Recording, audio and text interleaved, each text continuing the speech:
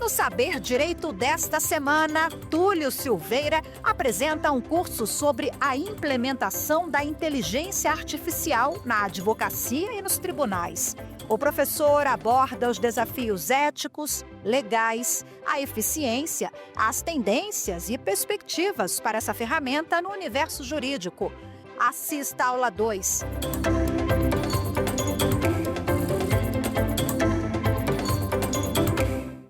Olá, seja muito bem-vindo, seja muito bem-vinda ao programa Saber Direito da TV Justiça. Eu me chamo Túlio Silveira, sou advogado, professor, doutorando em Direito, mestre em Direito, e na aula de hoje nós trataremos sobre a implantação da inteligência artificial na advocacia e no mundo jurídico. O objetivo desse nosso encontro é apresentar e explorar as ferramentas disponíveis para o nosso mundo jurídico, demonstrando como implementar e otimizar o uso dessa tecnologia no dia a dia jurídico. Você já conhece o aplicativo da TV Justiça, ou TV Justiça Mais? Baixe o aplicativo agora e tenha a TV Justiça a um clique. No encontro de hoje, nós trataremos das ferramentas práticas que você, advogado, você profissional do direito, pode utilizar no seu dia a dia, como o uso da inteligência artificial para automação de documentos e tarefas repetitivas, a análise preditiva e o papel no mundo jurídico, aplicações na pesquisa jurídica, atendimento ao cliente, e vou trazer aqui alguns estudos de caso e análise de benefícios para o nosso dia a dia. Quando nós temos as ferramentas de inteligência artificial disponíveis para o nosso mundo jurídico, significa que nós temos acesso ao que há de mais inovador. Lembra quando você precisava ir até a rodoviária para comprar uma passagem? Ou ir até uma agência de turismo para comprar uma passagem aérea? Então, hoje nós temos tudo isso disponível a um clique. Significa dizer que a tecnologia nos envolve diariamente.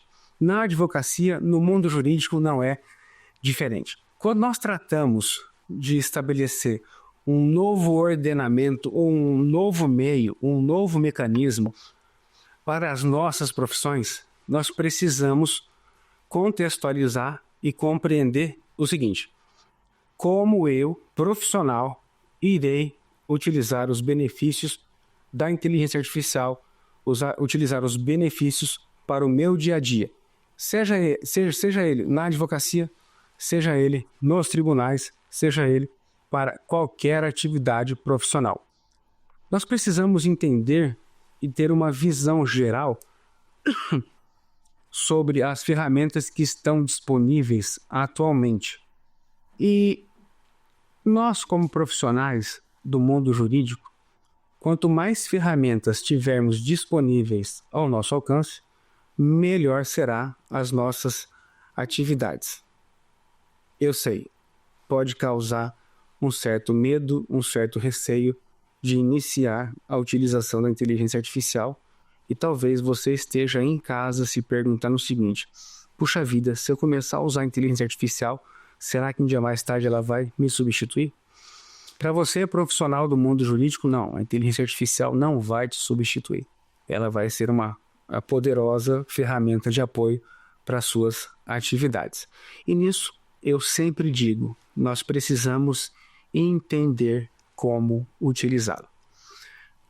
Estou escrevendo um artigo para o meu doutorado sobre o emprego digital, mas não é o emprego, tá? Esse emprego seletista. É o emprego do verbo empregar tecnologia no nosso dia a dia. É o verbo empregar tecnologia e desenvolver novas habilidades. Recentemente foi feita uma pesquisa onde foi identificada uma escassez de profissionais com habilidades necessárias para a utilização das ferramentas tecnológicas. Ao lado da inteligência artificial, existe a inteligência humana. Ao lado da inteligência humana, existe essa simbiose com a inteligência artificial. Quando nós compreendermos essa condição transversal, a gente vai entender melhor como a gente pode utilizar essas ferramentas.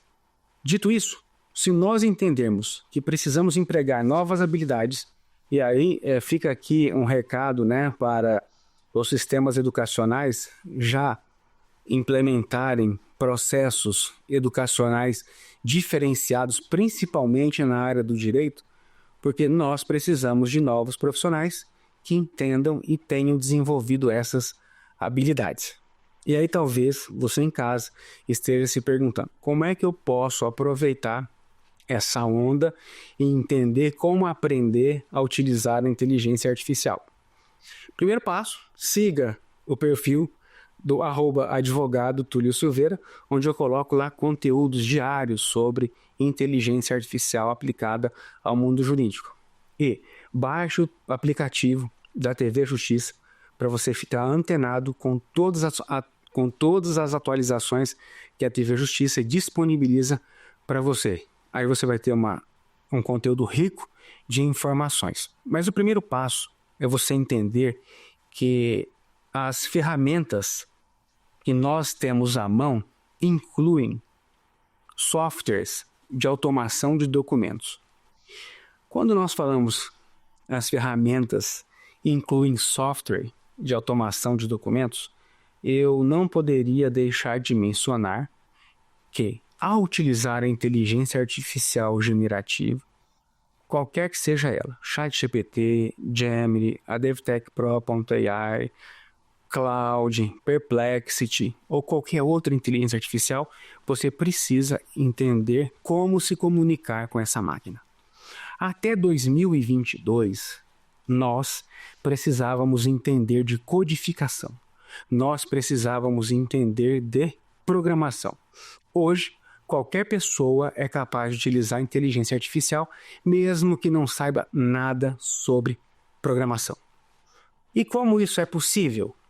Com a disponibilização e a democratização destas ferramentas de inteligência artificial, a usabilidade entre usuário e máquina se tornou muito mais simples.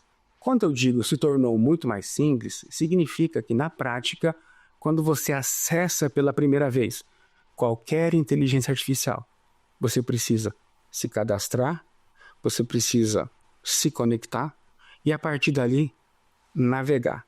Essa navegabilidade, atualmente, é muito mais simples do que se imagina. Basta que você dê o primeiro passo.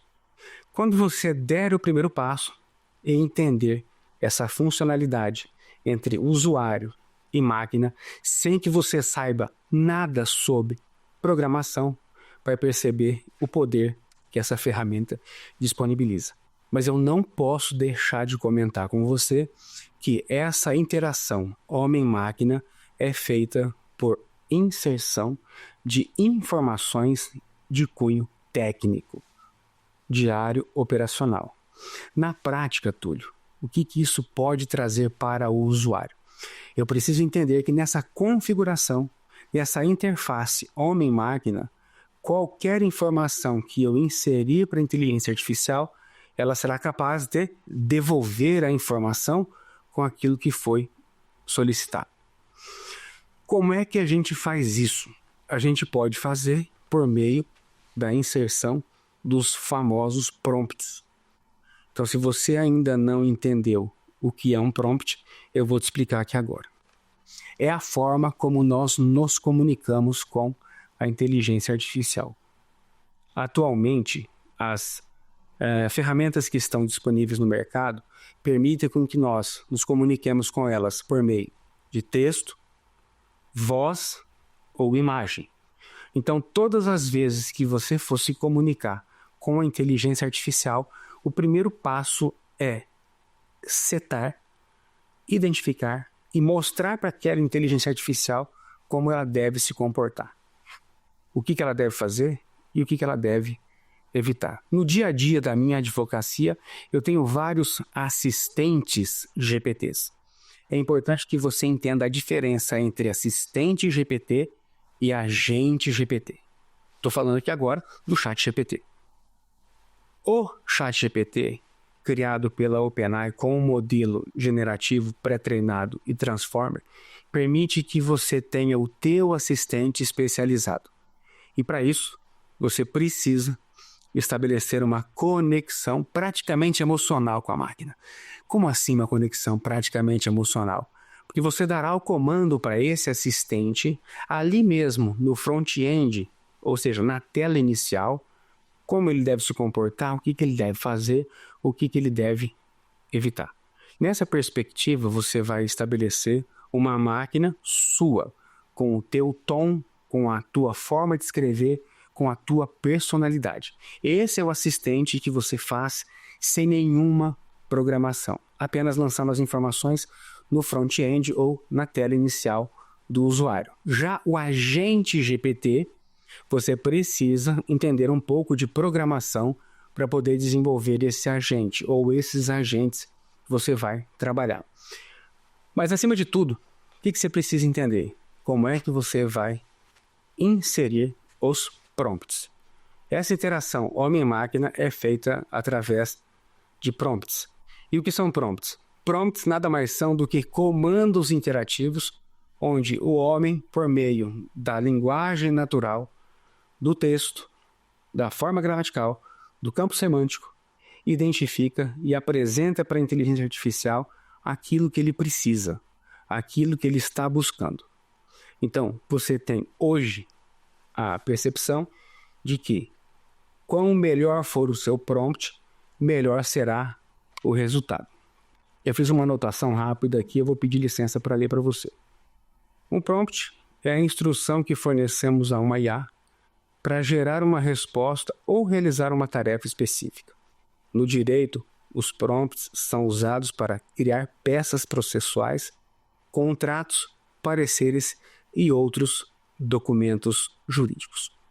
Mas talvez agora você esteja se perguntando: Túlio, quer dizer que um prompt é aquela informação que eu apresento para a inteligência artificial para que ela gere os resultados para mim? Sim. Na aula passada eu mencionei sobre o método META: mapear, educar, treinar e avaliar o resultado.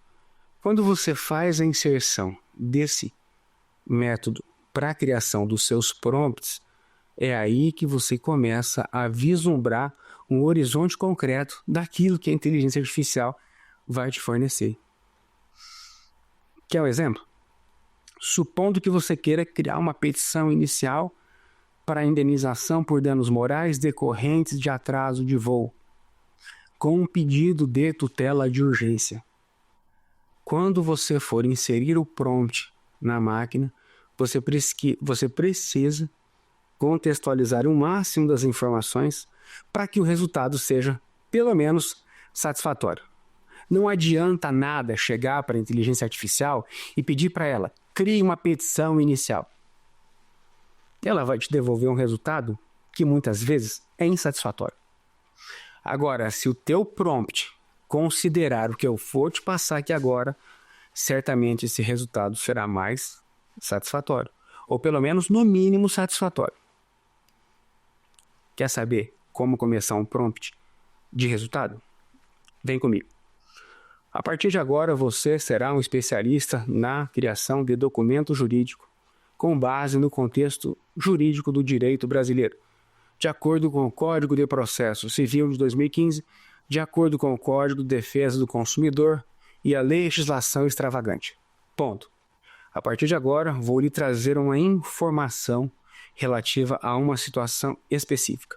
No dia XYZ, estava lá o fulano de tal, aguardando o seu voo para embarcar para a cidade de destino, quando foi comunicado, depois de 4 horas, que aquele voo seria cancelado, ou que aquele voo foi cancelado. Naquela ocasião, o sujeito ABC perdeu o compromisso de trabalho, perdeu o compromisso familiar, perdeu o compromisso outro, lhe causando um grande problema profissional, pessoal. A partir desse contexto, considerando o artigo 319 do Código de Processo Civil, eu preciso que você crie uma peça jurídica robusta, utilizando elementos persuasivos e didáticos para que eu possa ingressar com uma ação na justiça. Eu preciso que você inclua um pedido de tutela de urgência com base no artigo 300 do Código de Processo Civil.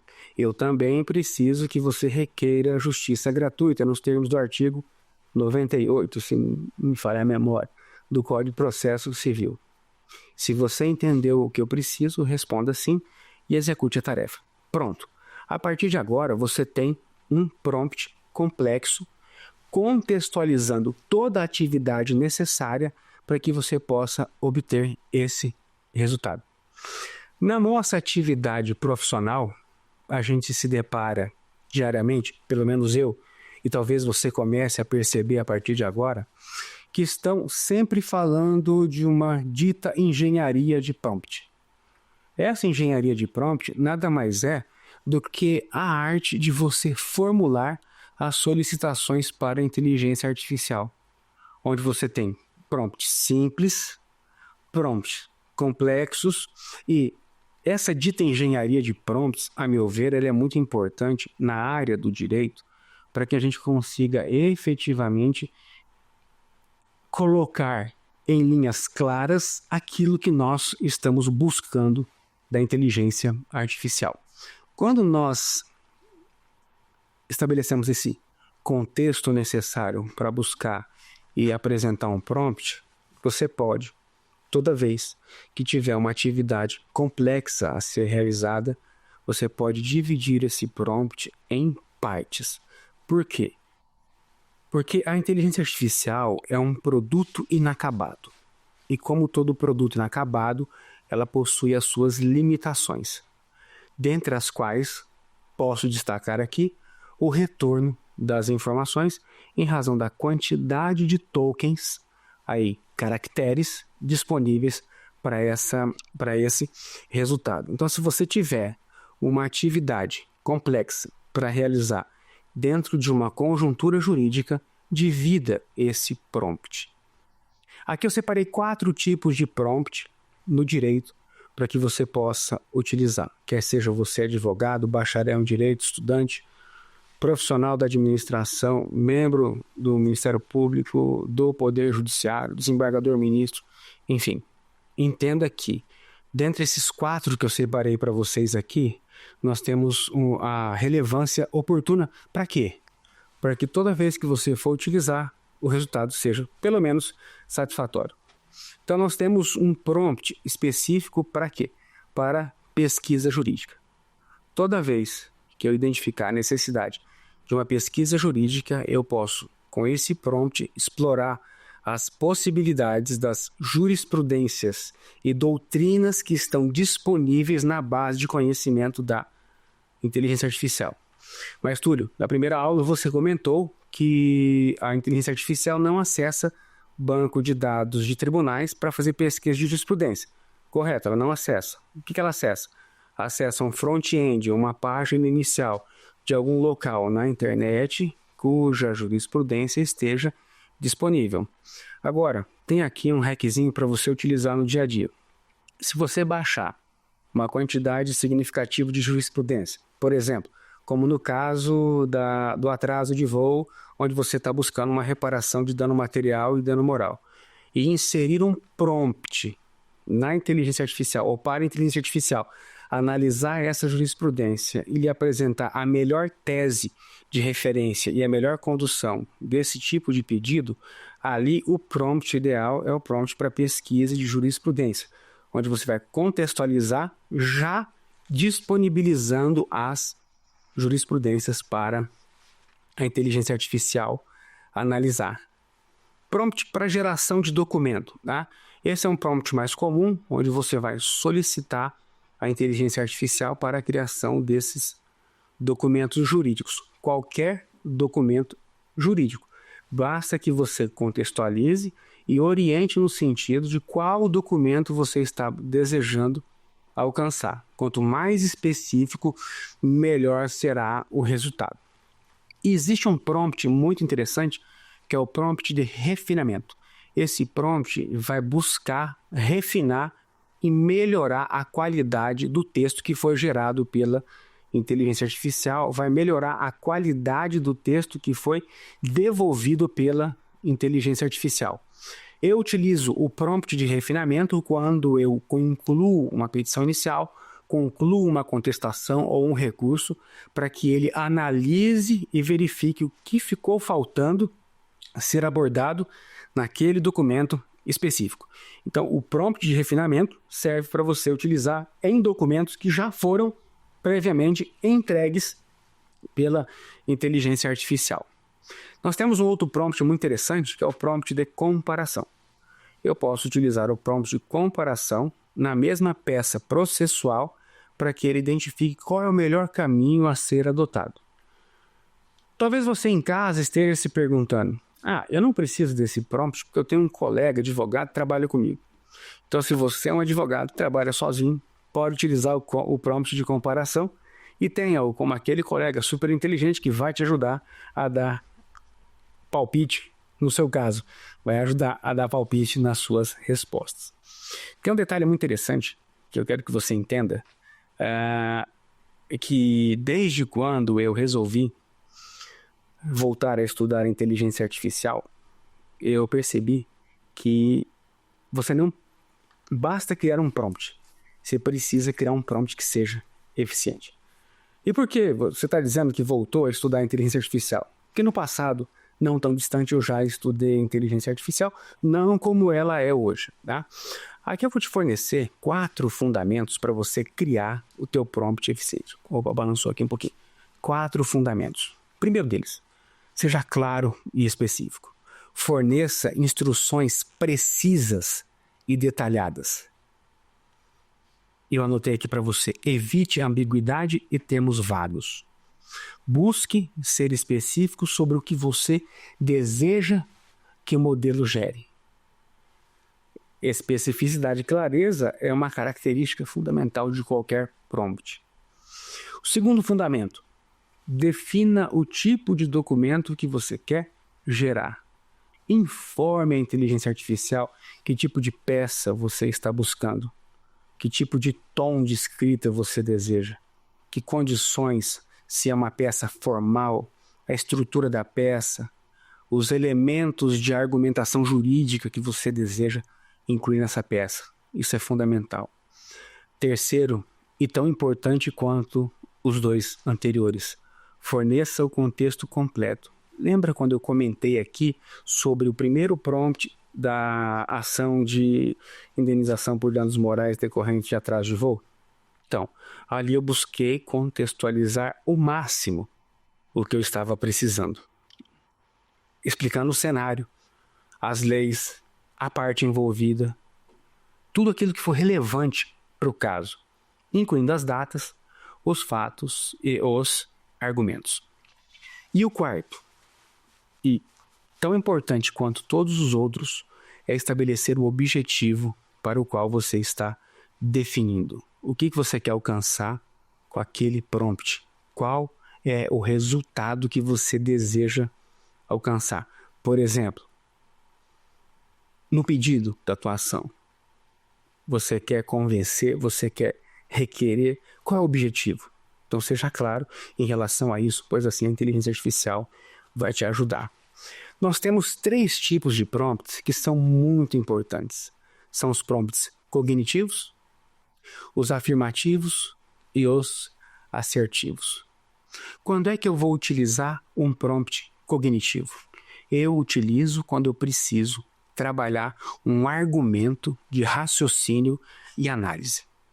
A partir disso, eu consigo transacionar a informação com a inteligência artificial e deixando-a mais inteligente. Aspas. Aqui o termo mais inteligente é só no sentido de direcionar o motivo pelo qual eu estou solicitando aquele raciocínio e aquela análise. Por exemplo, se eu pegar o artigo 300 do Código de Processo Civil e pedir para que ele me ajude a analisar os pedidos de tutela de urgência, a probabilidade do direito, o fundamento desse pedido, quais são os mecanismos e caminhos mais adequados para que eu consiga convencer o juiz, convencer aquele que vai decidir em me conceder a tutela de urgência. É para isso que eu utilizo o prompt cognitivo, para fazer um raciocínio e uma análise. Não que eu não tenha capacidade de raciocinar e analisar, mas eu tenho a capacidade ali de pedir, analisar, raciocinar com a inteligência artificial e verificar o resultado. Prompts afirmativos. Nesses prompts, eu vou utilizá-los para confirmar uma situação. Quando eu peço para que a inteligência artificial confirme ou reafirme uma informação específica sobre, por exemplo, o dever de indenizar daquele que causar dano a outrem, lá previsto no 927, eu estabeleço o quê? A afirmação de como a inteligência artificial vai desenvolver todo aquele conteúdo considerando a responsabilidade civil daquele que causa dano a outrem. Pego todos os dispositivos do Código Civil, peço para que ele afirme ou reafirme com as informações específicas. E um terceiro tipo de prompt, que é o prompt assertivo, tá? Ele é utilizado para quando você precisa obter uma resposta direta e objetiva. Nessa resposta direta e objetiva, eu peço para que o modelo me forneça especificações ou definições bem objetivas, por exemplo, o dever de indenizar. Assim ele vai me fornecer de forma assertiva aquela informação. Quando eu posso utilizar um prompt cognitivo? Quando eu peço para que ele então faça uma reflexão e análise. E nessa perspectiva, eles serão muito úteis para que a própria inteligência artificial estimule a reflexão, estimule uma análise profunda sobre temas que são complexos. Eles vão desafiar o usuário a pensar criticamente sobre aquele determinado tema. Quando eu posso utilizar um prompt afirmativo? Quando eu tenho o viés de confirmação, onde eu tenho uma hipótese e coloco um viés de confirmação daquela minha hipótese. E o prompt assertivo é quando eu quero obter um resultado mais rápido e mais objetivo daquela informação. Agora é muito importante que você, usuário da inteligência artificial, usuário é um termo esquisito, né? Mas quando você é cliente da inteligência artificial, for utilizar, a gente desenvolveu algumas estratégias avançadas que você pode utilizar para obter um melhor resultado. Então, imagine o seguinte, se você, nesse exemplo da ação de indenização por danos morais e materiais pelo atraso de voo, se você tiver um assunto complexo a ser desenvolvido ali dentro, por exemplo, como lucros cessantes, você pode muito bem, e aliás, na minha percepção, você deve estabelecer o quê? A separação em partes daquela petição inicial. E avisar a inteligência artificial que você está apresentando um prompt complexo dividido em partes.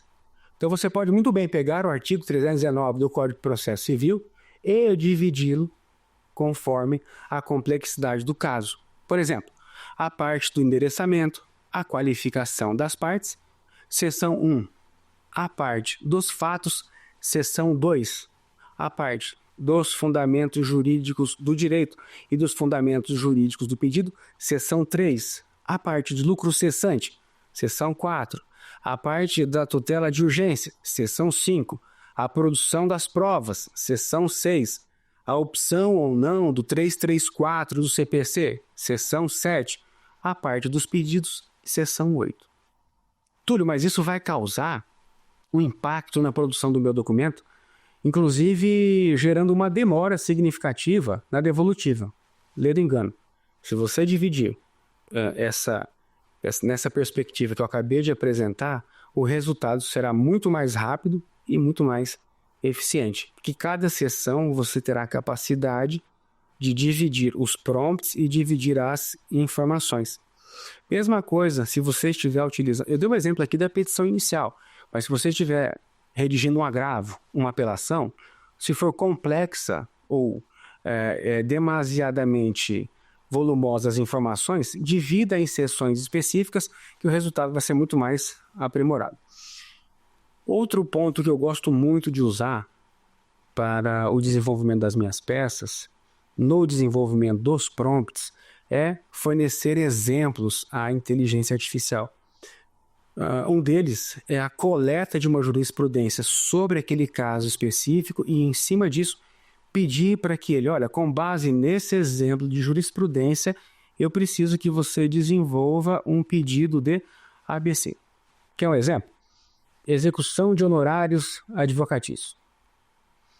Você pode pegar uma decisão, por exemplo, do Tribunal de Justiça do Estado de São Paulo, e que diz respeito ao recolhimento, né, das custas iniciais da execução, e informar, eu preciso que você estabeleça um mecanismo de criação de informações, considerando essa jurisprudência para que o recolhimento das custas seja feito ao final da satisfação da execução dos honorários. Eu posso utilizar isso e dar como exemplo também. E a terceira parte é solicitar um refinamento desse prompt, pedindo à inteligência artificial para que melhore o resultado se o resultado não for satisfatório. Tipos, então, de ferramentas que nós iremos utilizar os prompts. Nós vamos utilizar os prompts nas ferramentas disponíveis no mercado para automação de documentos, para pesquisa jurídica, para análise preditiva, para chatbots de atendimento automatizado. Mas como isso na prática vai funcionar? Toda e qualquer inteligência artificial que está à disposição, tá? Quer seja para automatização de documentos, para automação ou geração de documentos, ela deve ser utilizada com base em algumas premissas específicas. A primeira delas é o prompt. E a segunda, e não menos importante que o prompt, é identificar qual a melhor inteligência artificial vai te fornecer o resultado esperado. Túlio, existe uma inteligência artificial líder no mercado? Não. O que existe são inteligências artificiais criadas para cada tipo, desejo e satisfação do usuário.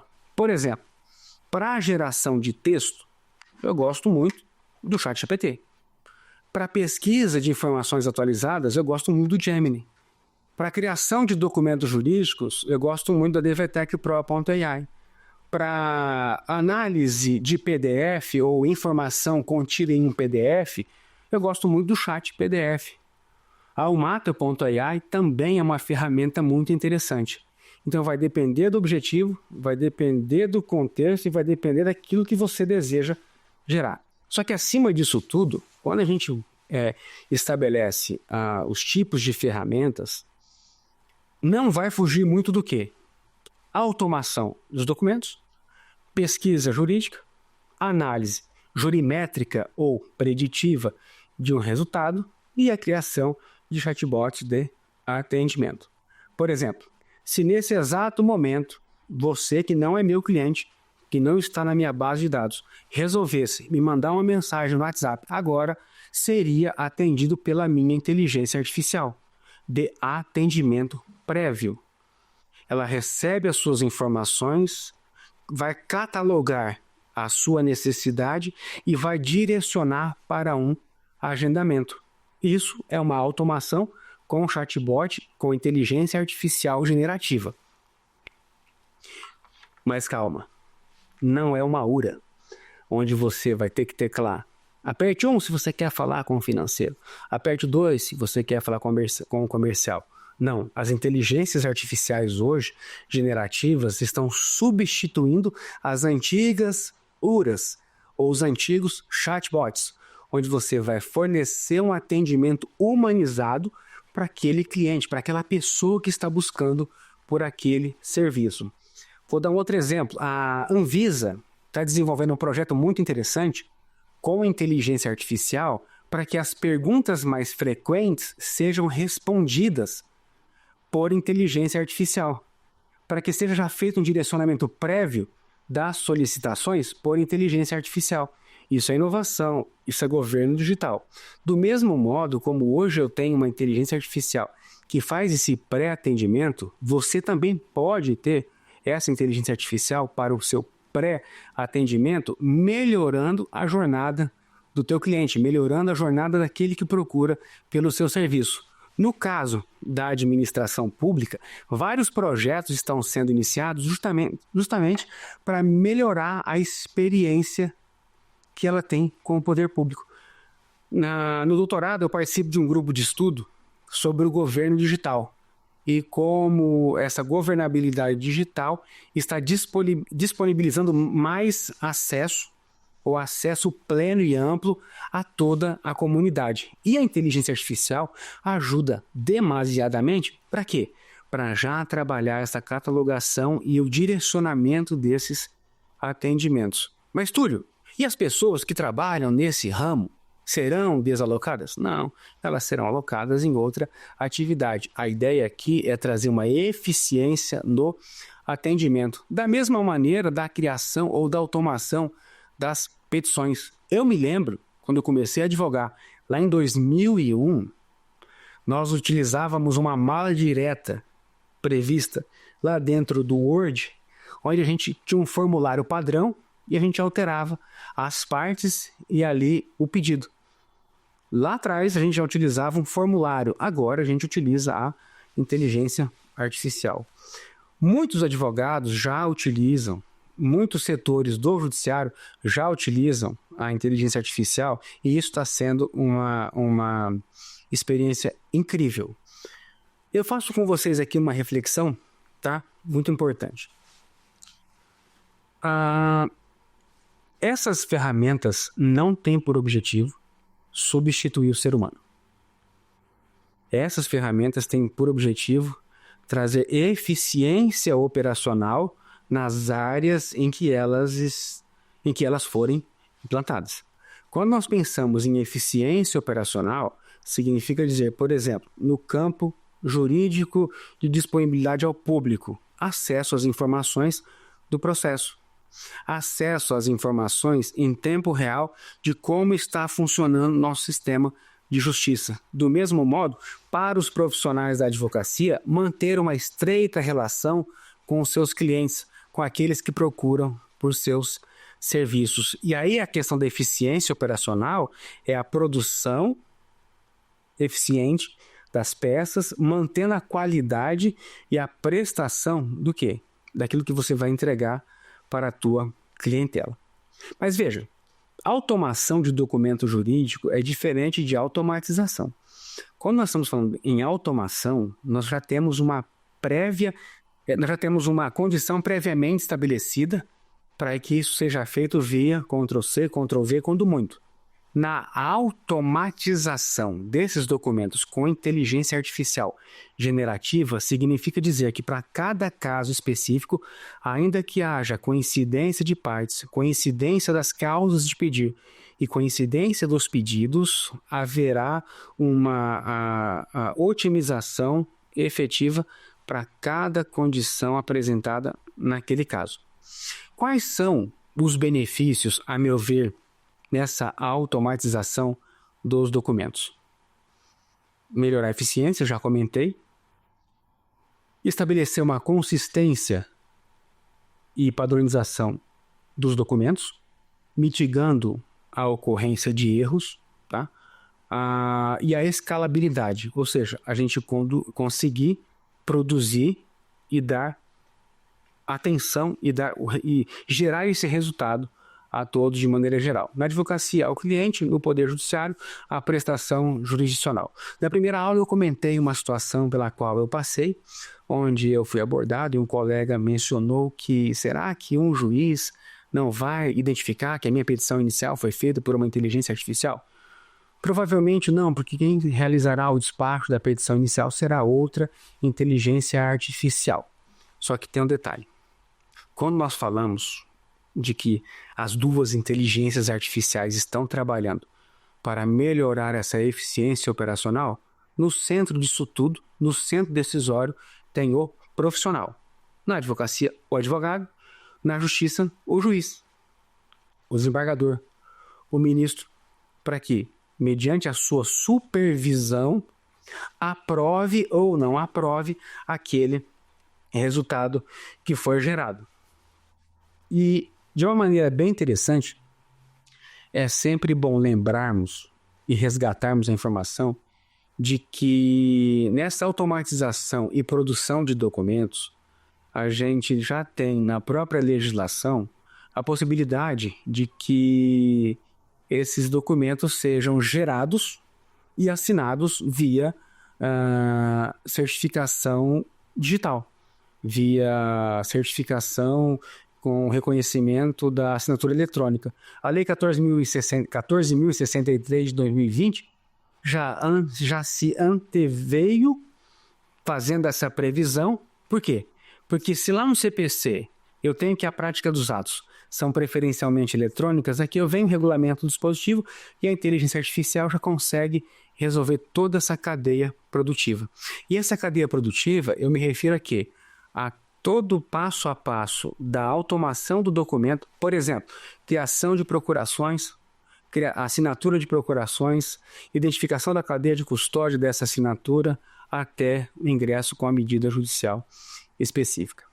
Um outro ponto interessante que a gente aplica ao direito é a análise preditiva dos resultados. O que essa análise preditiva dos resultados busca? Busca trazer uma informação de forma adiantada. Como assim? Sobre aquela petição de danos morais e materiais decorrentes de atraso de voo, qual é a probabilidade de eu ganhar a ação? Além de ganhar a ação, vencer a ação, qual é a probabilidade do valor econômico que será gerado em relação àquela indenização? Então, mediante esses padrões preditivos, a inteligência artificial consegue avaliar a probabilidade de certos desfechos, dado um conceito histórico. Mas como é que funciona a análise preditiva, tá? A análise preditiva, nesses estudos, ela busca decifrar os algoritmos e estudar decisões anteriores para identificar quais são os padrões de decisão naqueles casos.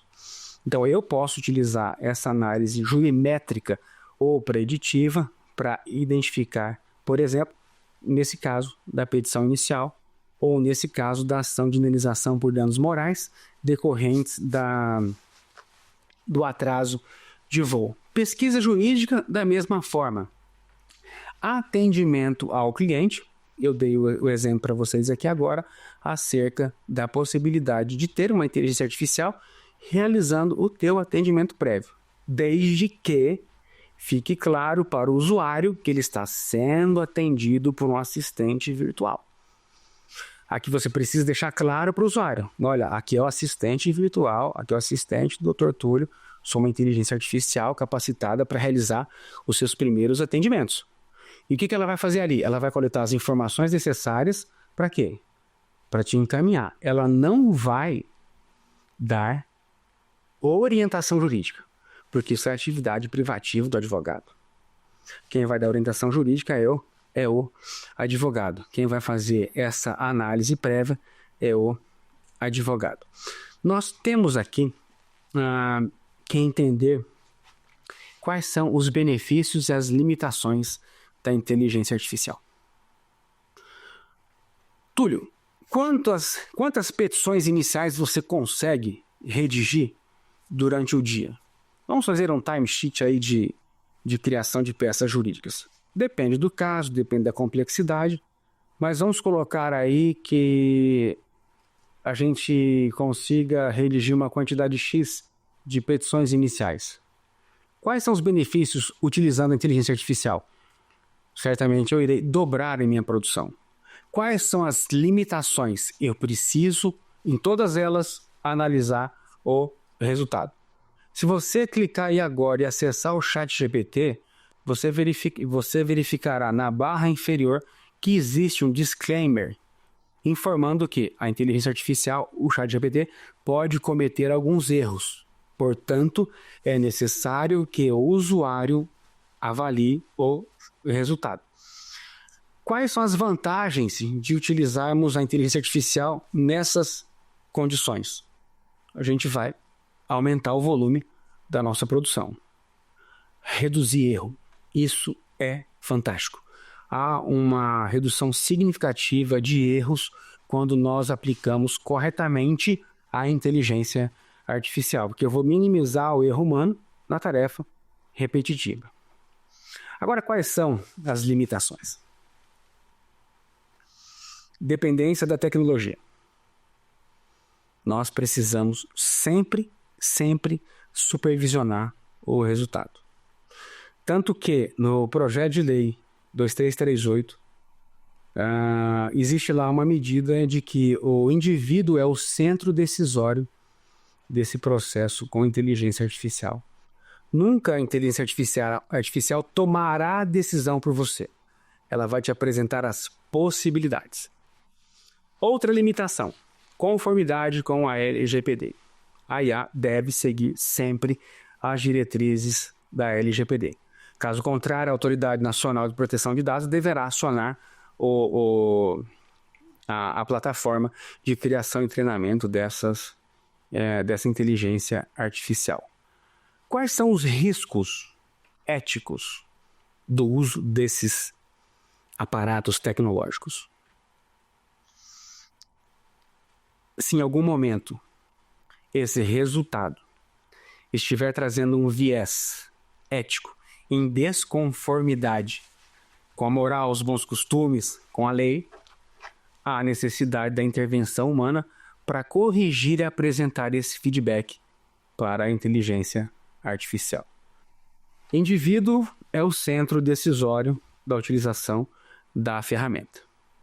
Nós precisamos entender que a inteligência artificial é poderosa, mas ela requer alguns cuidados sobre as decisões éticas ou antiéticas. Se for verificada uma decisão antiética, uma determinada conduta antiética, imediatamente a plataforma deve ser comunicada para corrigir. Hoje, as ferramentas de inteligência artificial dispõem de um ícone em sua interface de usuário, que você tem um joinha para cima ou um joinha para baixo, para você dar o feedback para ela em relação àquele resultado. E tem um detalhe muito interessante: quando você se torna assinante, por exemplo, do ChatGPT, tem um campo específico onde você concorda ou não em disponibilizar as suas informações para melhorar para melhorar a perspectiva do usuário. Nessas perspectivas de você melhorar a condição do usuário, qual a lição que nós podemos tirar dessas oportunidades que estão disponíveis no mercado? Primeiro, eu preciso entender que, de acordo com a norma vigente, eu já poderia utilizar a inteligência artificial sem excessos regulamentares. Porém, eu preciso também acompanhar a evolução da regulamentação. Nas próximas aulas, eu falarei sobre a Resolução 332 do CNJ e falarei sobre o PL 2338, sobre a regulamentação da inteligência artificial no Brasil. Mas, acima de tudo, nós precisamos dar a esses atos regulamentares a proporção que deve ser dada para que, de um lado, a gente não impeça a inovação tecnológica e, de outro, a gente não mitigue os direitos fundamentais. Em outras linhas, toda vez que você for utilizar a inteligência artificial, você vai perceber que ela está sempre melhorando conforme as disposições sociais que são colocadas para ela. Por exemplo, se eu chegar para o ChatGPT e pedir para que ele me dê uma determinada informação que esteja em desacordo com a moral, com os bons costumes e com a legislação, ele imediatamente vai responder: eu não posso lhe dar essa informação, ou eu não posso executar essa tarefa, eu não posso avançar nesse sentido, eu não posso atender o seu pedido. Algumas outras inteligências artificiais ainda não têm essa limitação ética, porque estão em processos de crescimento do conhecimento e de se entender os paradigmas pelas quais elas estão passando ou elas estão utilizando. Mas quer seja ela qualquer inteligência artificial, um detalhe muito importante que você precisa considerar. O primeiro passo é identificar o seguinte: como ela pode apoiar o meu dia a dia? E aqui vou falar para você, advogado. Como é que ela pode apoiar o meu dia a dia na advocacia? E quero falar contigo também, servidor. Como é que ela pode apoiar o meu sistema de justiça? E com você também, membro do Ministério Público ou juiz. Como é que nós podemos aplicar de forma correta esses artefatos que a inteligência artificial vai disponibilizar para a gente? De um lado, nós temos os atos regulamentares que no Brasil estão caminhando bem. Em julho passado agora, nós tivemos o Act de regulamentação da inteligência artificial na União Europeia e muito desse modelo europeu foi trazido para o Brasil para ser estudado e colocado em prática. E eu sugiro que vocês acompanhem aí a TV Justiça, acompanhem o Congresso Nacional para identificar como está sendo resolvido sob o ponto de vista de colocar em prática efetivamente e trazer a segurança para a nossa sociedade. Em termos práticos, essa regulamentação da União Europeia também trouxe como centro decisório o indivíduo. E nesse passo de ser o indivíduo, todo o processo decisório, sim, precisa passar pelo viés de confirmação humana. E agora nós passaremos para o nosso quiz.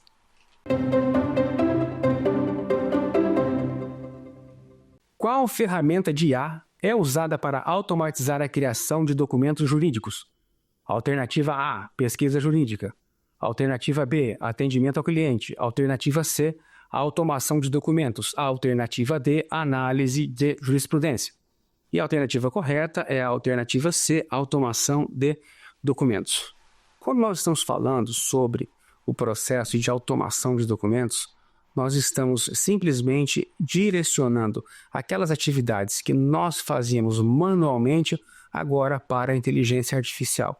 Isso vai nos reduzir tempo, vai nos aumentar a nossa disponibilidade para identificarmos outras condições e oportunidades para a melhoria do nosso processo e aí para a melhoria até do próprio sistema de justiça.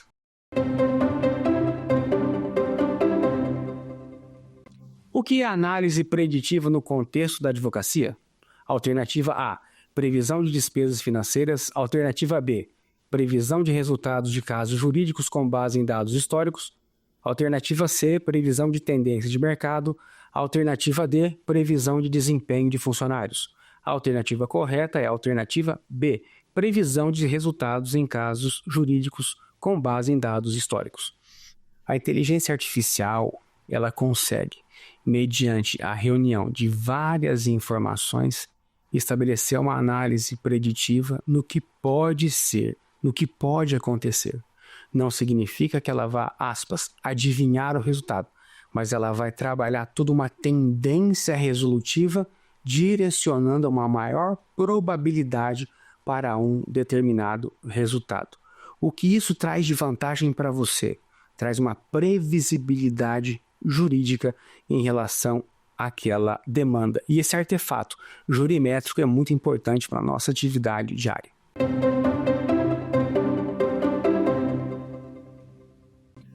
Qual é um benefício mencionado do uso de chatbots na advocacia? Alternativa A, redução de custos com viagens. Alternativa B, melhor atendimento ao cliente. Alternativa C, aumento de transações comerciais. Alternativa D, automação de processos judiciais. A alternativa correta é a alternativa B, melhor atendimento ao cliente. Você sabia que a cada minuto que você deixa de responder a um cliente, há uma chance significativa dele ir embora? As pessoas vivem hoje um imediatismo. Todo mundo sofre um pouquinho de ansiedade. A inteligência artificial vem justamente para dar um primeiro atendimento, um atendimento prévio, onde aquele que chega até o seu WhatsApp já é ali recepcionado, tem as informações coletadas e ali já é direcionado para um atendimento humano. Isso facilita muito a vida dos profissionais. Além disso, o governo digital, em algumas iniciativas, também está utilizando esse sistema de atendimento para o direcionamento e a resolução de determinadas dúvidas, encaminhando aos respectivos ou aos seus responsáveis quando necessários. E assim nós encerramos mais um episódio do programa Saber Direito, patrocinado pela TV Justiça. Muito obrigado por você ter ficado conosco até aqui.